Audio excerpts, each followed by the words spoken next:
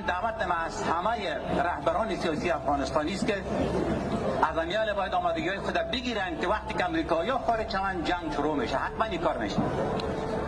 از این خانه‌هایی که فعلا راحت هستن، موتور دارن، زندگی دارن، متوجه بشن که یک روز طالبان در پشت دروازه‌شان خواست آمد و همه رهبران اگر در دستشان رسید کلشان اعدام خواهد کرد.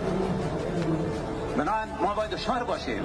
اگر واقعا وطن خود دوست داریم، از امیال باید آمادگی‌های لازم بگیریم که چطور بتانیم از سرزمین خود در مقابل گروه‌های تروریستی به شکل موثر دفاع بکنیم.